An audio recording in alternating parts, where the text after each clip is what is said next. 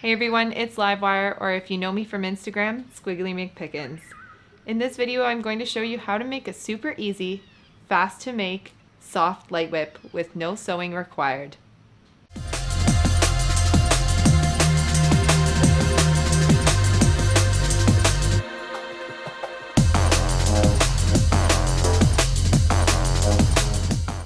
A soft prop or softer version of your fiber optic whip can be a huge help when learning fiber grip moves.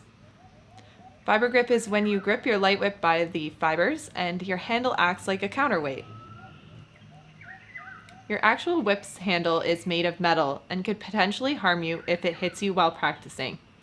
Learning fiber grip moves with a soft prop can help you build muscle memory, get used to the feel of it, and avoid risking injury. It's good to have one even if you're really comfortable with the whip and fiber grip moves, as it gives you a chance to experiment and push the boundaries of your existing moves. In this tutorial, I'll show you specifically how to make a soft prop that closely matches your whip with similar weighting and sizing. In a pinch, you could make a soft prop using a long pair of knee socks and a bag of rice. Check out videos on how to make sock poi for that.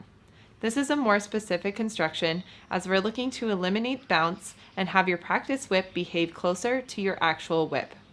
Try to pick fabric that has no stretch, as you want it to mimic the whip as closely as possible. You'll need some fabric for your whip construction. You'll need approximately 8 feet to match a 6-foot whip. Here I have a flat sheet. Flat sheets work really well as they come standard at 8 feet. I got this one for $6 at a secondhand store. What you want to look for is no stretch, so give it a tug and make sure that there's no stretch in that fabric. This is a flannel sheet. It's medium weight, so you want something sturdy. Next, you'll need a pair of socks. You'll want them to be approximately to the knee, as you'll need some length to tie your knots. These ones I picked up out of a bargain bin for $3. You're going to need to use a ruler and a pair of scissors. Have some clear tape to close up your handle weight. You will need 2 sandwich bags that are sized medium. You're going to want them to match as closely as possible to the size of your handle. For your weight, you'll use rice. This is approximately a cup of rice, though you'll probably use between a 1/4 cup to a 1/2 cup of rice. For your handle weight construction, pour in an equivalent amount of rice to that of the weight of your handle. Measure how much that weight is by comparing the two side by side. Once you've compared them and you're satisfied with the weight, you can go ahead and close the bag up. To close up your bag, start at the base where the rice is.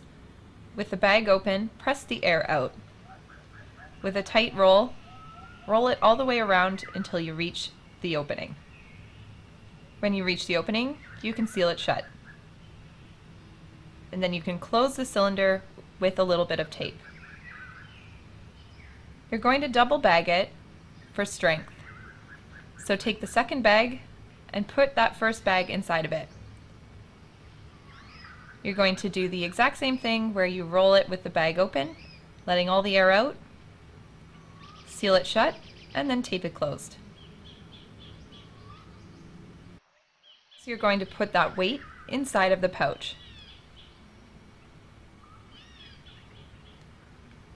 Make a knot as close to the open end of the sock as possible. You don't have to pull it very tight at first, we'll tighten it after. Next, tie off the longer portion, the toe end of the sock, very tightly this time.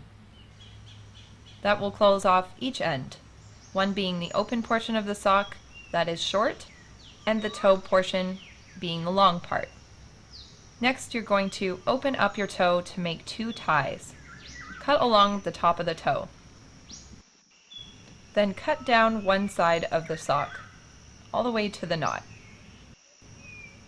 Repeat this on the other side. And you'll have 2 even strips. For the construction of the tail, which you're later going to attach to that pouch, mark off a strip approximately 2 to 3 inches wide. If your fabric is thinner, Make it a little bit wider as you're going to need some thickness when you're braiding it together. Make a small cut at each of those points.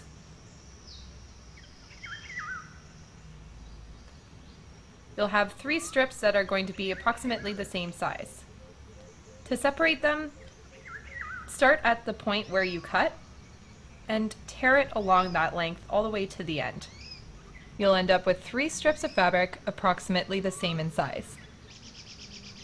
With these 3 strips, layer them on top of each other and line them up. You're then going to tie a knot at the end. With those 3 pieces, you're going to start to braid them as you would hair. Braid them as tightly as you can. Keep it consistent and make sure you're braiding as tight as possible. This is the lengthiest component of this tutorial. Take your time with it and braid tightly until you reach around 6 feet in length. You'll want to leave some length at the end for your connection point. So these tails will connect to the pouch. Leave maybe 10 inches free. You're going to finish off the braid by taking one of your 3 pieces and tying a knot. To tie your handle weight and your tail together, you'll need 2 pieces of each. Because you have 3, tuck your shorter piece that you just tied a knot with in with another longer piece so that you have a set of 2. You're going to line those 2 pieces up facing each other. And what I'm doing here is something called a fisherman's knot. I'm actually doing a double fisherman's knot. You don't have to do a double fisherman's knot, and if you're worried about the length and you don't have much experience making knots, then maybe stick to a fisherman's knot.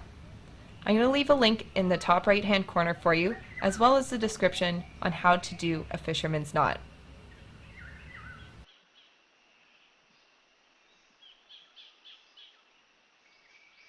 Now that you've tied the first 2 tails together, they'll be secured with the fisherman's knot. Repeat that same knot with the other 2 tails. The fisherman's knot and the double fisherman's knot are really easy and secure. If you need a refresher, just refer to the link in the top right corner. Now that both sides are tied with your knots, make sure they're nice and tight. You'll be left with all 4 of your ties. We're going to tighten up this whole thing with 2 more knots using those 4 ties. Take 2 that match, bring them over to one side, and tie a regular knot. Again, tie it really tightly.